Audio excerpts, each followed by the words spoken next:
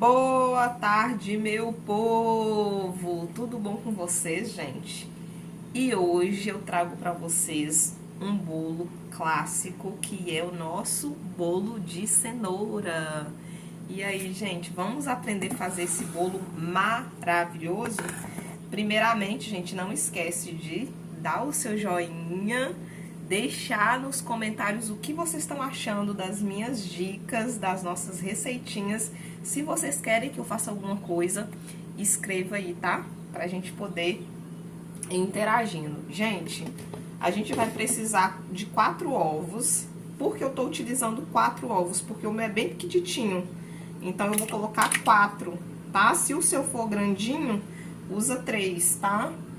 Vamos usar 161 ml de leite, de óleo.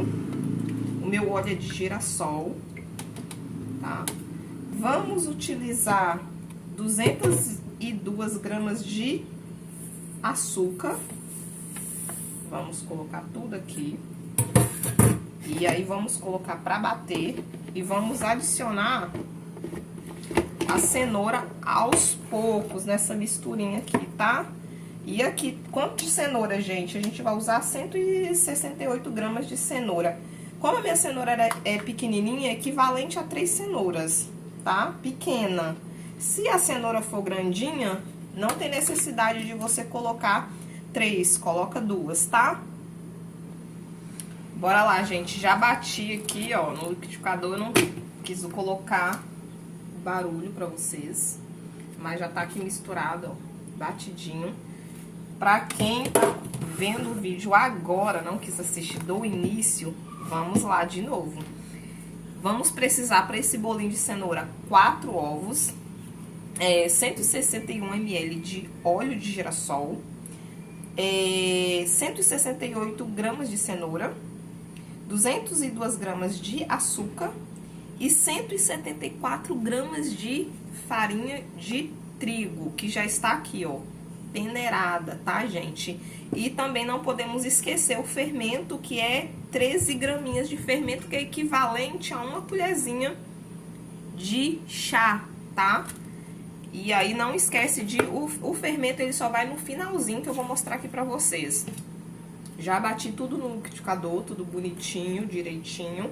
E agora a gente vai colocar aos poucos. Deixa eu pegar aqui o fouet. Se você não tiver um fouet, você pode utilizar a sua espátula, tá? Eu já vou mostrar aqui a massinha toda. Deixa eu colocar aqui. Pronto, acho que vai ficar melhor pra vocês verem.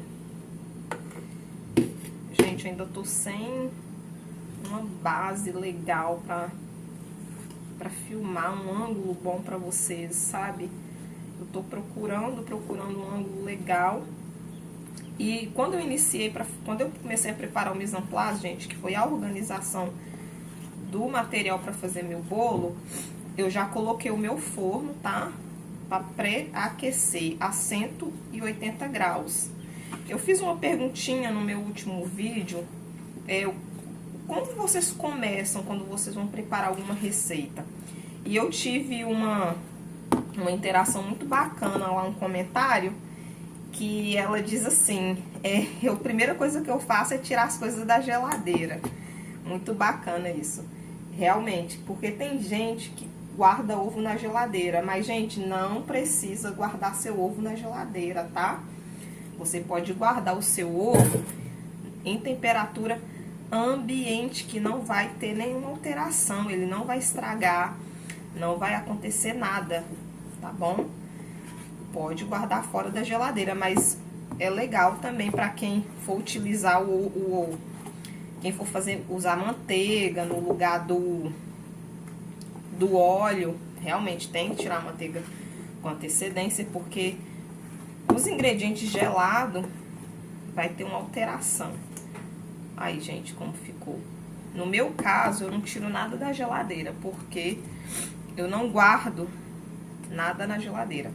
A não ser um leite que tá aberto, que eu utilizei para fazer um bolo, eu coloco lá, mas mesmo assim eu não tiro, não. Eu coloco e fica legal. Ó, gente, a mistura. Olha que massa bonita. Mas a pergunta que não quer calar. Qual a primeira coisa a fazer quando se vai fazer bolo? Ligar o forno, gente. Não se pode colocar massa de bolo num forno que não está pré-aquecido, porque sua massa vai sofrer alterações. O que que vai ser isso? Ele não vai crescer ou vai solar. Minha forma já tá untada, tá? Renata, quanto tempo eu bato esse líquido no liquidificador? Gente, bata bem legal para não ficar com gosto de ovo. Se você tiver dúvida, pega uma colherzinha quando estiver batendo, experimenta para ver como tá o sabor. É muito bacana você fazer isso, para poder não ficar com o bolo fedendo ovo. E aqui, ó, limpar aqui rapidinho. E vamos colocar essa massa no forno. Não se deve ficar, quando você for fazer bolo, não se deve ficar toda a vida mexendo a sua massa não, tá? Mexa o suficiente e pronto. Vá direto pro forno. Não precisa ficar toda a vida mexendo. Isso também faz com que sua massa sole. Então, o bolo, ele é muito delicado. Muita gente não acerta, porque ou fica batendo toda a vida, bate mais do que deve, bate, aí na hora de misturar, mistura.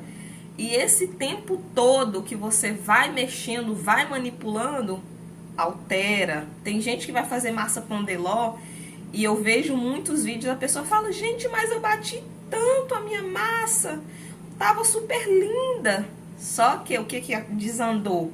Não foi o bater, foi ficar mexendo. Massa pão de ló é muito delicada. Eu vou vir ensinar pra vocês a massa pão de ló depois, que eu acho muito bacana, que era uma das primeiras massas de bolo que... A primeira foi o bolo de cenoura que eu aprendi a fazer, depois foi o bolo de maçã e depois foi massa pão de ló. Foi uma das massas que eu fiz muito para bolo de pote. Inclusive fiz bem casado também com essa massa pão de ló. Então é uma massa muito delicada. É simples de fazer, mas é delicada. Não é uma massa que você tem que ficar manipulando, mexer. Ah, Renata, manipulando, o que seria isso? Mexendo.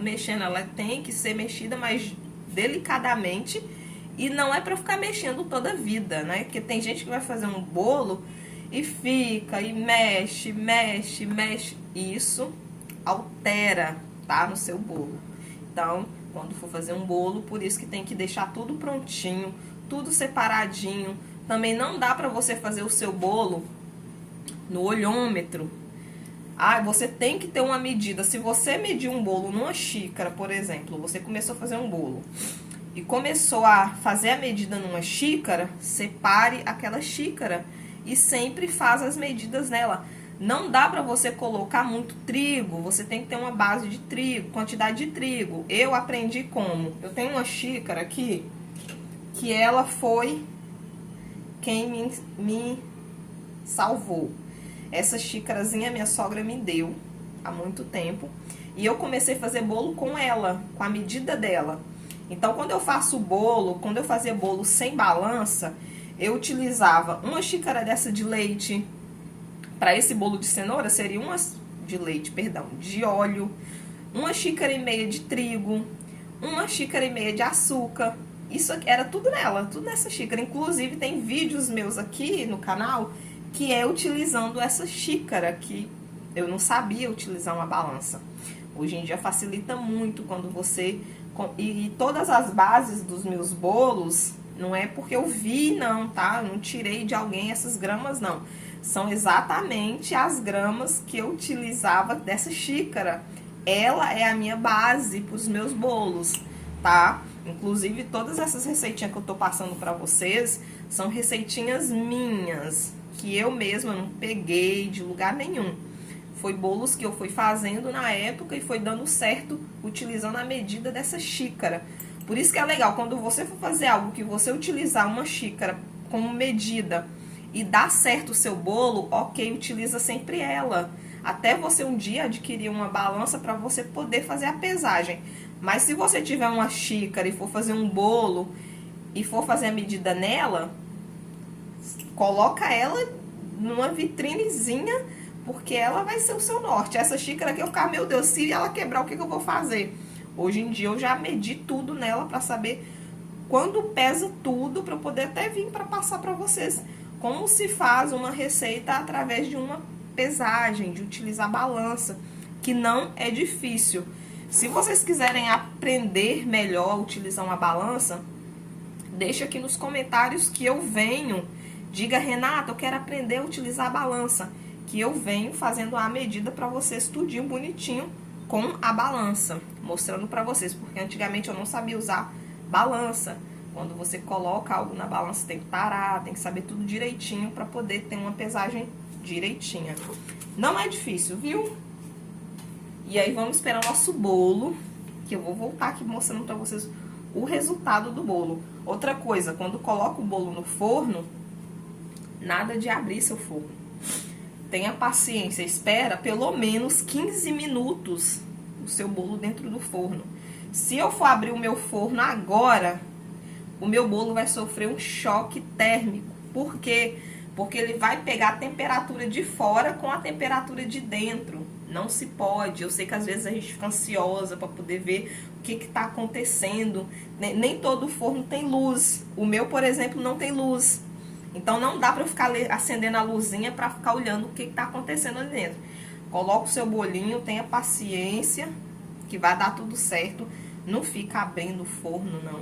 Só abra mesmo no finalzinho, daqui 30 minutos, que é mais ou menos o tempo do meu bolo ficar assadinho, tá? Que geral, depende muito do forno.